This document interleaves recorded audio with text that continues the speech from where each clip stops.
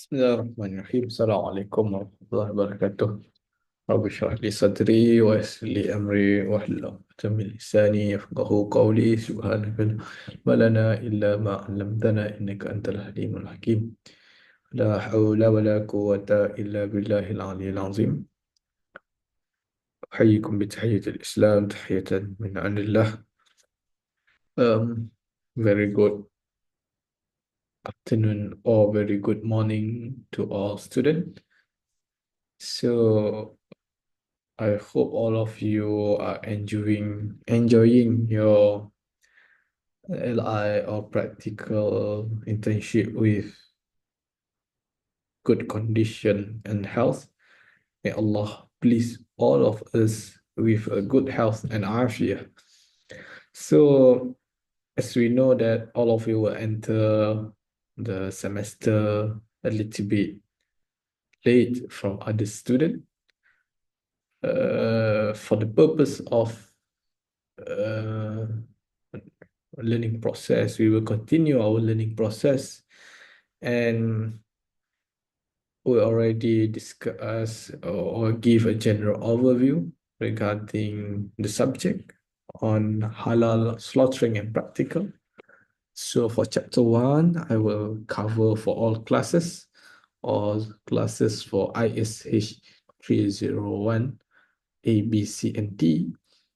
So basically, what are we going to learn in this chapter is a little bit of general overview or tasawwur regarding halal slaughtering and practical. It's just an introduction on what we are going to learn uh, throughout the semester. So basically, um, this topic will be discussed a little bit of Islam. We will recall what is the meaning by Islam.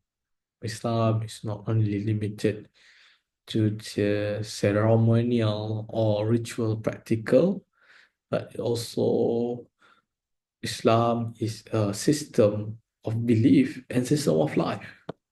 So how this important concept will relate to the principle of mercy, mercy to humankind, and for our discussion purposes, mercy to something that we are going to eat.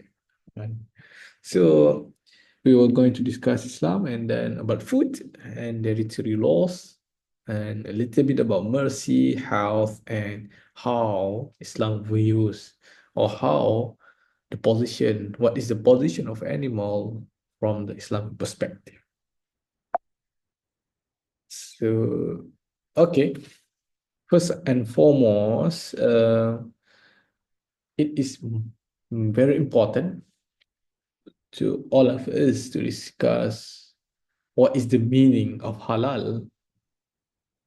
All of you are halal students, so I think all of you know what is the meaning of halal. Halal, or in Arabic, it's called is means spelled halal, permissible, something that are allowed, that be permissible according to Islam. Is an object or action which is permissible to use or engage in according to Islamic law. So anything that are permissible is called halal. Simple as that. We have halal food, of course, something that are very critically discussed and critically observed by the society today. But we also have halal product, halal beverage, halal tool, product line. We wear the shoes, it must be halal. Some shoes is a mixture of the non-halal ingredient. So there's something that have been discussed today. And then is halal services. So for information, the student, halal discussion is not limited to the discussion on food or drink only, but it includes all matter of our daily life. today we have halal clothes, but don't use the word halal into something that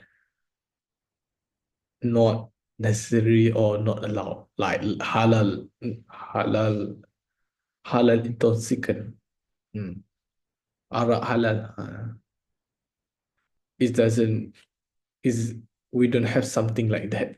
Halal drug, no, is something that um not permissible in Islam, and this is we cannot discuss it under that topic because it relates to our next discussion about the fundamental of halal.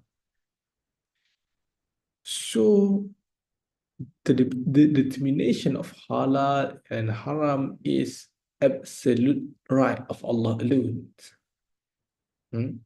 It means that Allah have give clear explanation and guidance through the Sharia brought by the Prophet Muhammad sallallahu alaihi wasallam.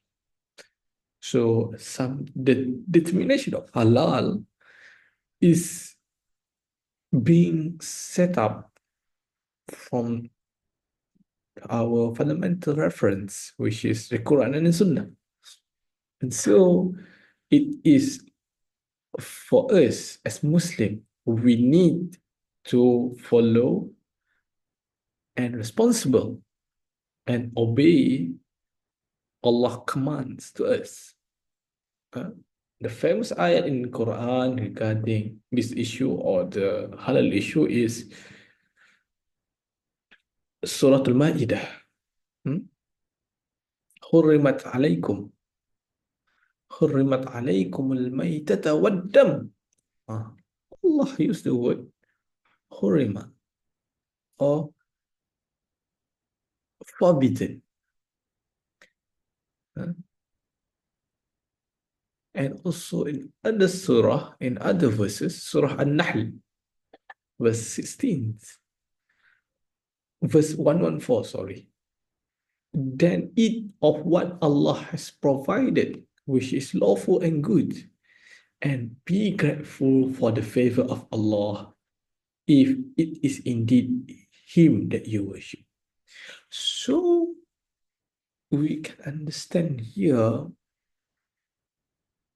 the act of eating halal food and the action of finding something that halal is obligation and responsibility to all Muslim.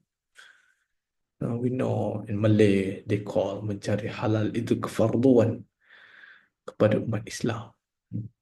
Halal is faridatuh li kulli Muslim.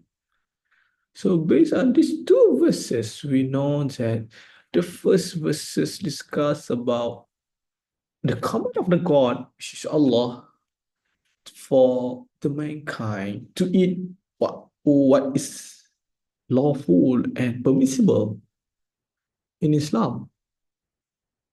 And another verses in Ma'idah is a detailed discussion about what is this mean by halal and haram. It's clear cut. Bangkai or something that already died, not in the proper manner. The blood. We are not allowed to eat it. Is it clear? And something in this cases animal that are allowed to eat but not being prepared accordingly is also haram. It's not halal. So there is element here. We are what is the meaning by haram is what is slaughtered in the name of any other Allah without the mentioning of Allah. What is killed by strangling, beating, torn, or by being gored to death. What is partly eaten by the predator, unless you slaughter it, and what is sacrificed on altars. So we, or in this verse, you are also forbidden to draw a lot of decisions. This is all it. So these two verses, the first verses on An-Nahl discuss what are we allowed to eat, which food are permissible.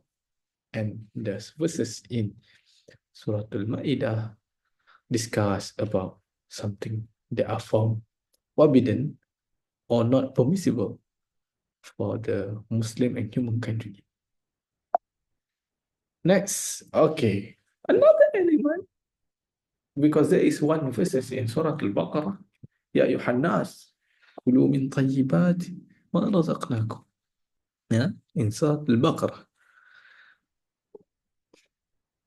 Ya ayuhan nas, kulu min tayyibat. Of mankind, eat that are coming, eat something that are tayyibat. What is tayyibat? Okay.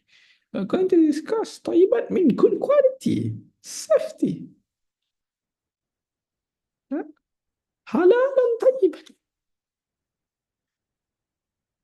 Halal is not sufficient, but it must also be followed by tayyiban, which means good quality, safety, cleanliness, benefit, and health. So anything must be tayyiban, must be halal and tayyiban. So tayyiban also focus on the quality, safety of a food and product to be used. So halal is about something that is according to the Sharia on the physical aspect, I guess. And tayyiban is more big, more wide discussion, more wide element that need to be fulfilled. Okay, but both this concept halal and tayyiban is related, which is clear that it teaches people to eat and use products that are not only halal from the point of Islamic view or in the view of fiqh, but also the point view of Islam, of sciences, hygiene, like hygiene, safety, cleanliness, good quality, and well-being. This is very much, this shows the beauty of Islam, that Islam not necessarily must compile with the fundamental of fiqh only, but also something that must consider the effect, the qualities itself, and the effect to the humankind. So that's why we need to find halal and tayyiban food, what we call halal and tayyiban. So because of that, JAKIM and Jabatan Agama Islam Negeri, Religious Islamic Authority, has established halal standards, such as best halal practices to ensure halal quality aesthetic in the expression from farm to table. So all the process from farm, from, like take example the chicken, from the chicken in the farm, like all the food given and anything must comply with the halal and tayyiban. The process of the chicken from farm to the table, before we eat, before we go to buy, and before that item be transferred to one another, it must be followed through all the halal tayyiban process. This is something that we are going to discuss throughout this semester and also in another courses. So, in summary, halal and tayyiban mean purity that coming from a clean source and no impurities. It must be pure, purely halal and tayyiban. It must be hygiene. Method of preparation must be followed accordingly with all standard, with all the procedure must be complied. It must be also safety, not harmful or damaging physical and mental. Safety to the consumer, to the people, to the humankind, to the one that are using it in the context of halal slaughtering, if we eat that meat or any food, we will not suffer any diseases. And also the quality. The most important is comply with halal standard and all regulation provided by the authorities. This general overview of the meaning of halal and tayyiban. So, my student, it's very important that uh, we must observe that our food following all the principle, all the element from early stages of that food until we completed eating the food. There's no effect to our health, even physically or mentally. Okay, sorry. We're going to discuss more about, okay, sources of halal food.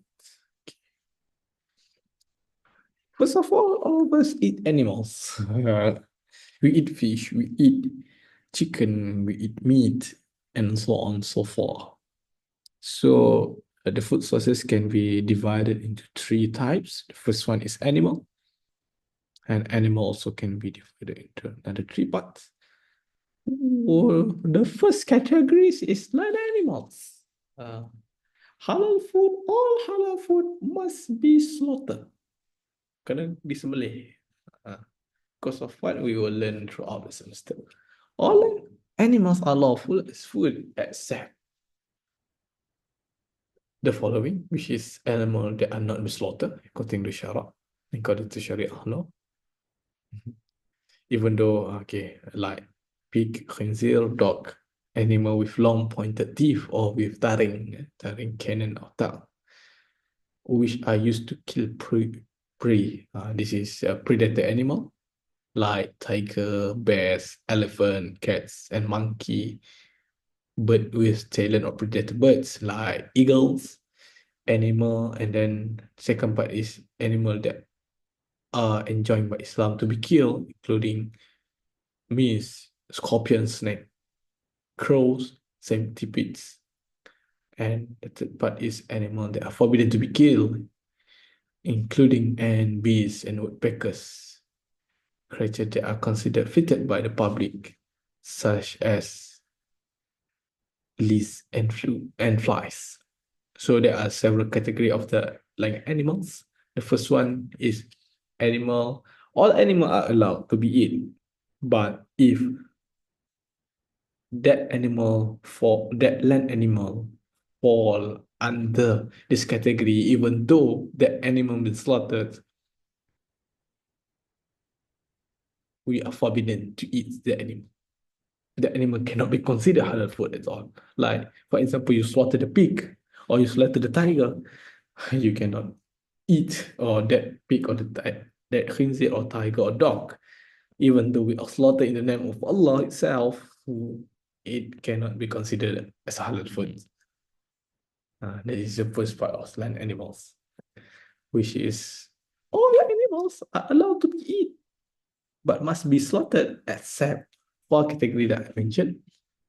Animals that are not slaughtered, firstly, and then animal that use animal with a long pointed teeth, ada taring, yang dia in simple word, a predator animal, and then animals that are enjoined by Islam to be killed. We are in our region, we are also allowed to kill such animal that also cannot be eaten, and then the animal that are forbidden to be killed, including something that are not allowed to be killed, but they are very they also cannot be slaughtered.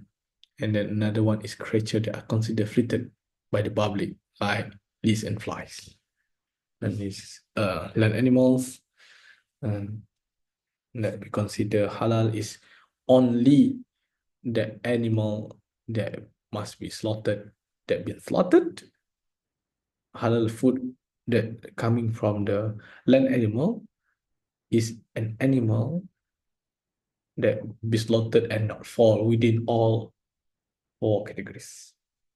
I hope you understand. And then the second part is aquatic animal, like fish. It's simple like that. The animal living in the sea, huh? uh, more like fish, aquatic animal, fish. Uh, all aquatic animal can be eat, I think. Uh, Especially as like us as a Shafi'i school of law, uh, animal that aquatic animal that only be able to live in the water. Except uh, all aquatic animal al halal except those who are poisoned, intoxicated, or hazardous to health. This is related to the principle of tayyiban. So like fish, prawn, crab, under school of Shafi'i, you are allowed. This is considered as halal food. And then another part is for that aquatic animal uh, is a non-slaughtered animal. Kita tak panggil sembelih ikan, kita panggil menyangkan. We don't need to, kita perlu putuskan urat-urat sebab dia memang tak ada urat. So this is clear that aquatic animal we are all considered as halal food except that bringing that are poisons, intoxicating, and hazardous to health. They're bringing bad to health. Semi-aquatic animals are non-halal, it's clear cut. Semi-aquatic mean that animals that can live in the water, under the water, and also can live on the land. This is different between aquatic and semi-aquatic animals. Aquatic animals, they only can survive if they are in the land, in the water, sorry, in the water. But semi-aquatic animal, they can also survive if they live in water or in and live in water and land. That is different. Plants, that is type of sources of other food under the animal categories. We go to the second category, which is plant. All type of plant product are halal, except same like aquatic animal, poisonous, intoxicating, and hazardous to health. Drinks, all kind of drink and beverages are halal as drink, except with poison, intoxicating, and are hazardous to health, and meats with najis, like alcoholic beverages and flavoring wine. It's clear cut halal because it's mentioned in the Quran um, about the forbidden of halal. It is clear cut mentioned in the Quran. Something that memabukkan or a sakar. Sakar. And the perkara-perkara yang memabukkan is not permissible. Okay, so in summary, the source of halal food can be divided into three, which is animal, and animal must be slaughtered. And there is also halal food that are non-slaughtered, which is considered animal with certain exception, and plant as well as drink. Also, all of type of plant and drink are um, halal food, but also with a certain general exception. Okay. I hope you understand. So, uh, because of we are having a recording session, if you have any question, you can ask me in the class later. Okay, so that is a little bit of introduction, and then we go for some recap, some refreshing idea. When we mention about the word religion of Islam, the name of Islam itself, As-Salamah, is similar means of the word peace, and Islam is the way of life that promote peace, dignity, respect, tolerance, justice, and mercy to all of mankind, and it's also related to the action of submission to the God. This is very important. Islam is not only about our relationship between people to people, but also between people to the Creator. And then mercy or Ar-Rahim, Ar-Rahman is also among the name of God. And mercy is an interior quality of that embodies gentleness, pity, care, consideration, love, and forgiveness. When these qualities are observable in this world, they are a mere reflection of God's mercy towards creation. Like I mentioned before, mercy or Ar-Rahman, Ar-Rahim is also a part of Allah's name, and Allah also show mercy to all human beings, and mercy is very important principle and element in Islam. So not only mercy to the humankind, but also mercy to all creatures, including the animal and the plant. And why there is a discussion of slaughtering in Islam? Because Islam teach all the humankind to treat animal, to treat all creatures in this world with respect and dignity. And this is shown by the act of Prophet, and there's and Prophet also called his companion like Abu Hurairah. Abu Hurairah is the father of the cat. So this show that the Islam teach it followers to follow and to practice mercy, not only to humankind, but also to the environment and creator. This is the beauty of Islam that we need to be proud, and we need to continue practicing Islam with good quality and determination.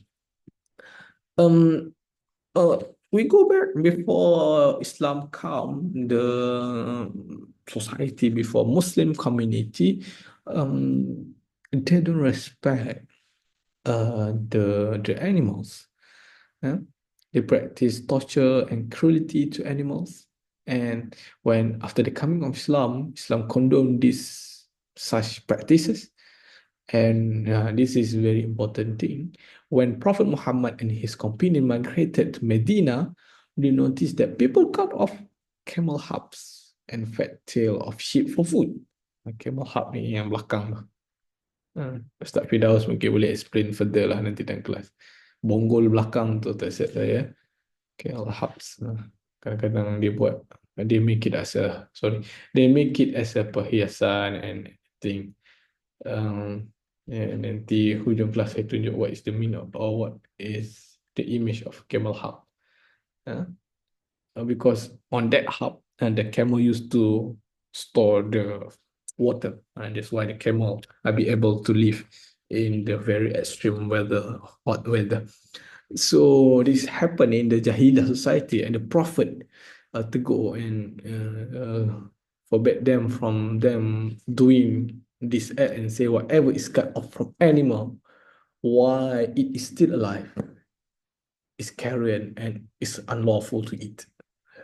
So this means that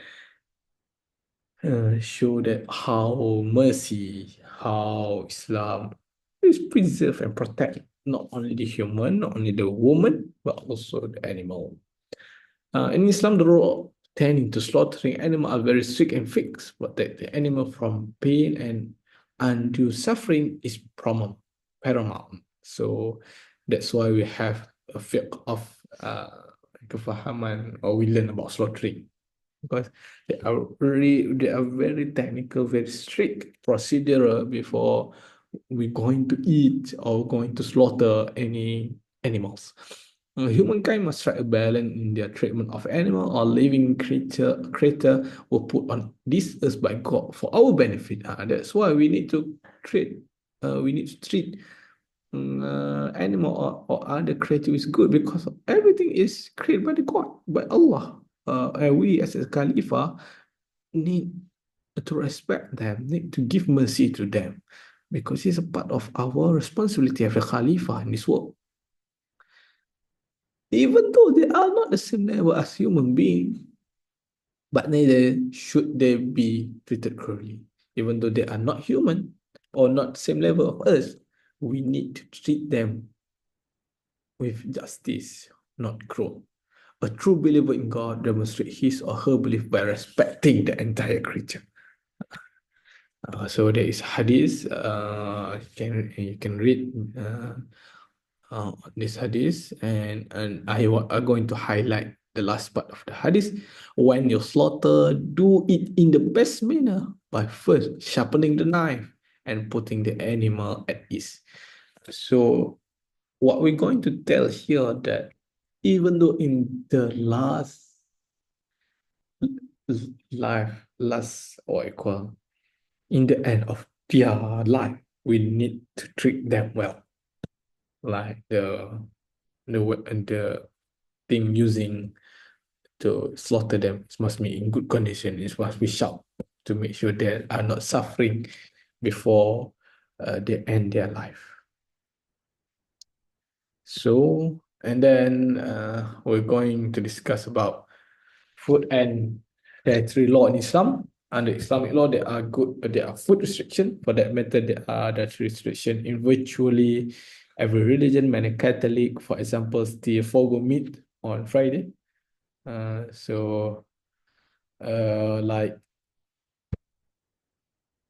the forgo meat.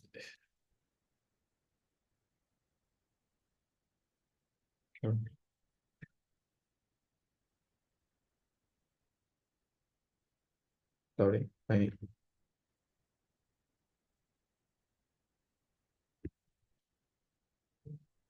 okay. Food and dietary law in Islam. Under Islamic law, there are food restriction. For that matter, there are dietary restriction in virtually every religion, like Catholic. They practice what we call um, Friday meal, or dia mudahnya puasa, Friday fast. And for good meat is for go meat. So they doesn't eat meat during Friday, especially on Good Friday. And this happened because in the Eastern Orthodox Church, they believe that Jesus sacrificed his flesh for humanity. That's why in the Friday they are not allowed to eat any meat. They eat food. They eat fish on Friday. This is among the traditional practice of the Catholic uh, to practice three meals. And Muslim dietary meals probably compare most closely with Jewish, which use dietary law because of the restriction on pork and blood. Also in Jewish or in Yahudi practices, they also don't take pork and blood. When it comes to seafood, though Muslim has some advantage, we are able to enjoy shrimp, lobster, crab, oyster, and all kind of delight that are forbidden to the Jewish people. But there is one school in Muslim thought, Muslim Mazhab is also not allowing his followers. I think it's either Hanbali or Hanafi. We need to check it. I think is most of this country like um something in Turkey. I think they don't eat seafood. Like I have one friend of mine who is the Uyghur group.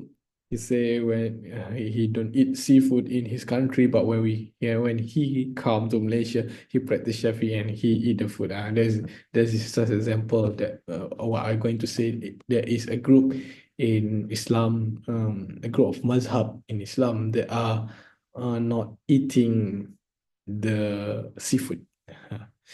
But we are not going to discuss it because there are also some of another important issue. But for us, especially in Malaysia, in Sarawak, they are following Shafi'i mazhab. We are allowed to eat all the seafood.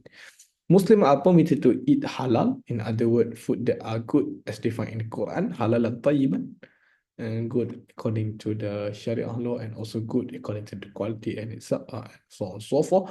There is little that is not permitted, and Muslim can enjoy many food that are nourishing, wholesome, and tasty. So the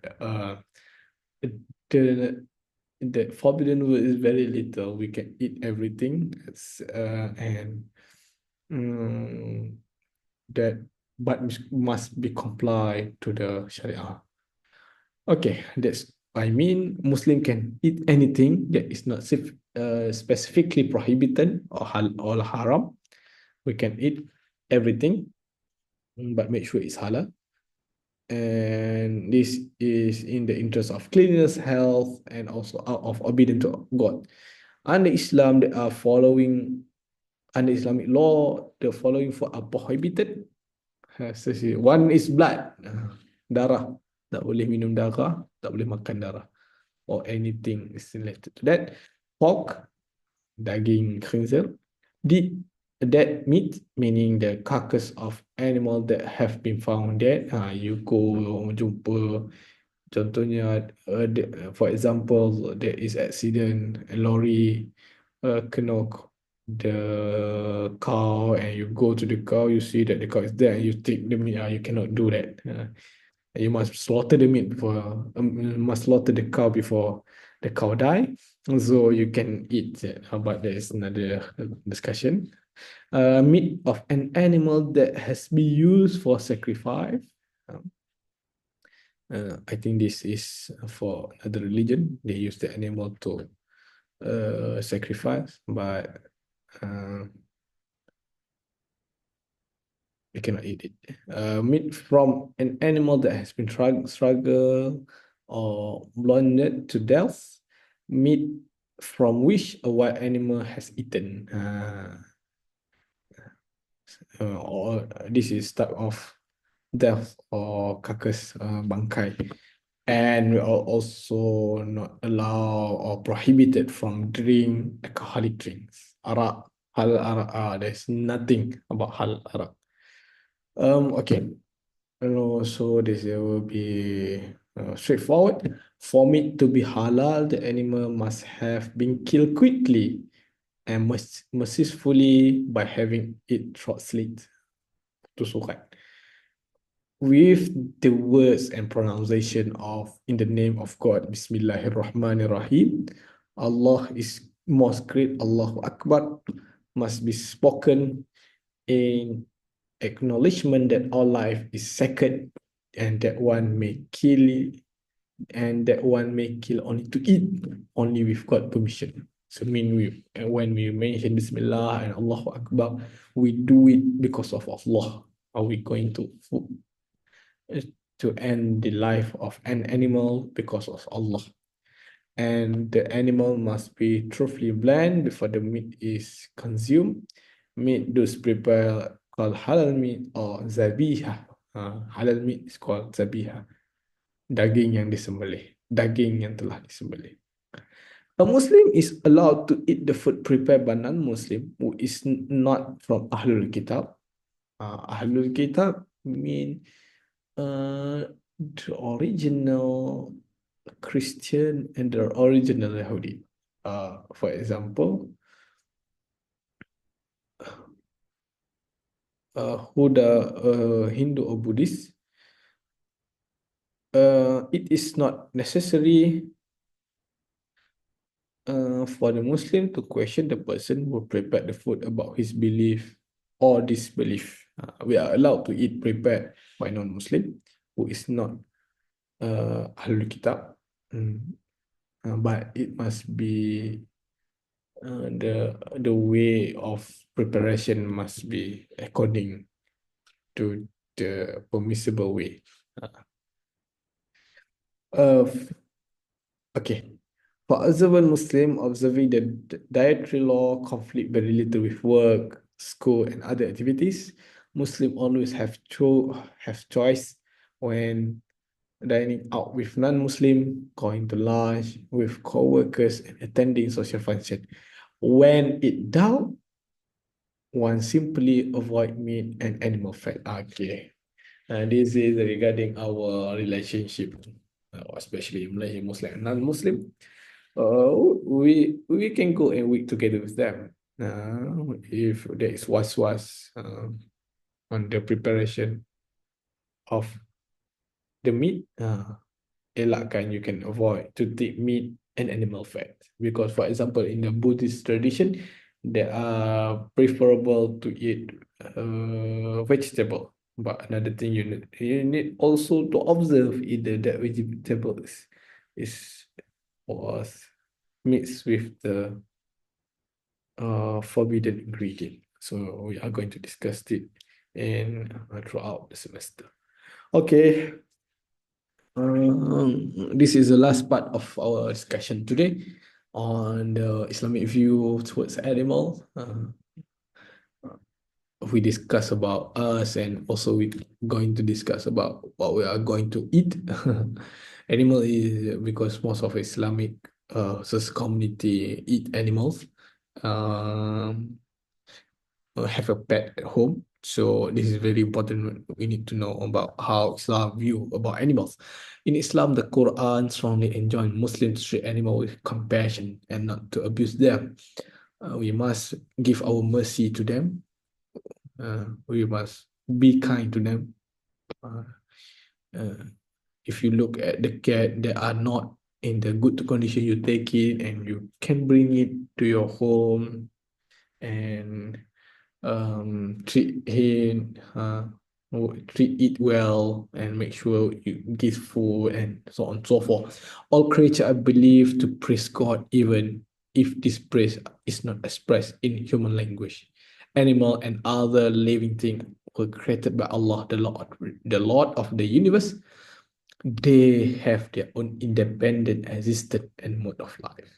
So there is some scholarly works that mention, especially for all of my students who are seeking knowledge, that the animal and the plant is zikir, doing zikir to those person that are seeking knowledge. So to make sure you are having a barakah journey of seeking knowledge, I think as a student you need to be kind to the animals. In UiTM, I think there are certain area with cat and so on and so forth. You need to take in well all the creatures, the moon, everything. They're doing zikir to Allah Subhanahu wa Ta'ala because they are Allah creator, because they are Allah creation.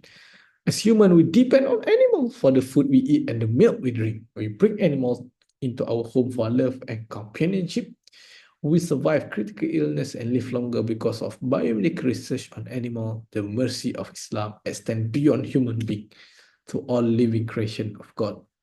Islam prohibits cruelty to animals. Like I mentioned before, we depend on them. We depend on the animal to survive. We need to eat meat for the sources of protein. We need to eat vegetable for the sources of vitamin. We need to eat milk as well for the sources of calcium. So be kind to animal. Certain animal can be eaten under the condition that they are slaughtered in a specific way. Also, that is why in Islam, hunting for sport is prohibited. So certain animal can be eaten under the condition that are that a certain animal can be eaten, but must be slaughtered. So that's why in Islam, hunting for sport is prohibited. Okay. Another interesting discussion about animal. There are many types of animal being mentioned in the Quran. Even there are certain surah in the Quran being named for the name of animal, like elephant, al-fil, like an-nahl, an-naml, an-nahl, the beast, and the spider, al-ankabut. And also the cow called Al-Baqarah. So there are also a lot of story regarding animal in the Quran, like mosquito in the story of Prophet Ibrahim, monkey, birds in the story of Prophet Sulaiman, donkey, al-himar in Surah Al-Luqman, wolf, fly, fish, lion, al-asad, um, dog, camel, al-jibal, al-ibil, al-jamal, crow, horses, snake, sheep, and others. So Islam appreciate this is very beautiful of Islam that we need to do kind to all creation of God, and they are very important for us to appreciate all this creation. And I think this is the last part. Okay. Islam lay down human slaughtering regulation. Islam insists that the manner of slaughter should be that which is least painful to the animal. Islam requires that the slaughtering instrument not be sharpened in front of animal. Islam also prohibits the slaughtering of one animal in front of one another. So we also that's because of this issue, because of this element, because of the position of animal is very special in Islam. So that's why in order for us to eat them, to kill them for the purpose, to slaughter them for the purpose of uh, treat them as our food, there are very strict regulation of slaughtering that must be followed. Um, it must be least painful to animal. They are suffering because for slaughtering, but we must be kind and be mercy to them. Take the proper manner, like we use a sharp knife, uh, don't sharpen the slaughtering instrument in front of them. Mentang-mentang nak sembelih pada dia ni tajam tak boleh. Yeah. And also prohibit the slaughtering of one animal in front of one another ni. Especially during the korban or hari raya korban, avoid to make it. Jangan disembelih seekor lembu di depan seekor lembu yang lain. It's not good. Maybe not. Next, human Islamic treatment of animal can be summarized by the following. Islam requires that pet or farm animal be provided with proper food, water, and place to live. If you have pet or you are having farming or have a farm for animal, caster or anything, cow, buffalo, chicken, make sure you prepare them with a proper food, water, and place to live. Jangan letak dekat tempat yang senang pemangsa-pemangsa mereka cari. Animals should not be beaten and tortured. In Malaysia, we have this protection under Animals Act that we are going to discuss in another course. Islam forbids using animal or bird for target when practicing shooting.